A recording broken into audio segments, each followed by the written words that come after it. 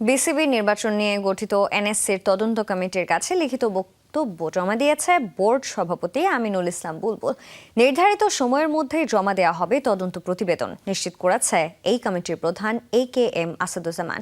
Judicial inquiry না হওয়া কাউকে জোরপূর্বক তদন্ত কমিটির মুখোমুখি করা হয়নি জানিয়েছেন অবসরপ্রাপ্ত এই বিচারপতি।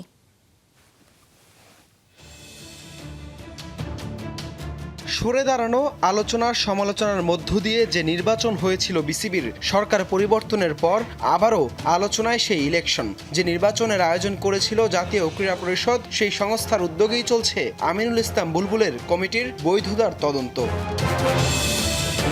5 সদস্যের স্বাধীন তদন্ত কমিটি এখন মাঠে নির্বাচনের নানা অনিয়মের সত্যতা খুঁজতে। নবম কার্যদিবস শেষে কাজ অনেকটাই গুছিয়ে এনেছে সেই কমিটি। বিসিবির কমিটিতে থাকা কিংবা অভিযোগ দেয়া এমন 25 থেকে 30 ব্যক্তির কথা শুনেছেন তারা। তবে ইচ্ছে হলেই কাউকে উপস্থিত করতে বাধ্য কিংবা শোকজ করার এখতিয়ার যে এই কমিটির নেই, সেটা মনে করিয়ে দিলেন কমিটির প্রধান AKM আসাদুজ্জামান।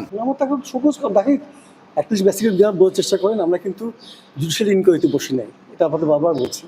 জুডিশিয়াল ইনকোয়ারি হলে কাউকে পোজ করতে হবে, অ্যাকিউজ করতে হবে, অভিযোগ নিতে হবে, শুনানি করতে হবে, সেটা প্রসেসে আসে। আমরা জুডিশিয়াল ইনকোয়ারি করতে বসি নাই।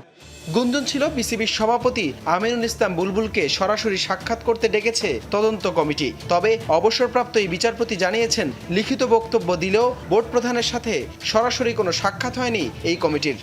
লিখিত একটা আসছে নিয়ে শুনলাম, কিন্তু আসছে আমরা একটু বসি নিয়ে এটা নিয়ে বসি সবকে দিয়ে যাওয়া আমিনুল ইসলাম বুলবুলের কাছ থেকে একটা লিখিত বার্তা আপনাদের কাছে এসছে। 15 কার্যদিবস অনুযায়ী 9 এপ্রিল শেষ হওয়ার কথা তদন্ত কমিটির নির্ধারিত সময়। এর মধ্যেই এনএসসির কাছে প্রতিবেদন জমা দেবে নিশ্চিত করেছে এই কমিটির প্রধান। যদিও রোববারের মধ্যে জমা হতে পারে তদন্ত রিপোর্ট, জানা গেছে এমনটাই। এরপর প্রতিবেদন এনএসসি থেকে পাঠানো হতে পারে আইসিসিতে। প্রশ্ন হচ্ছে, রিপোর্টে যাই আসুক তার ভিত্তিতে নেওয়া পদক্ষেপে কতটা সায় দেবে আইসিসি। হাসান আল মারুফ, যমুনা স্পোর্টস, ঢাকা।